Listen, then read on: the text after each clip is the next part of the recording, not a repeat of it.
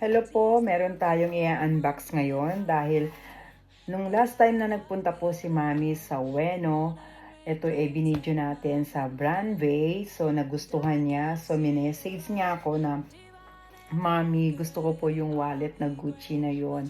So gusto ko pong ipabili sa inyo. Ayan na, para makita niya na. Okay. 1, 2, 3. So, ayan na nga. Talagang balot na balot, no? Wow! Ayan na siya, guys. Diba? Ayan siya. 1, 2, 3.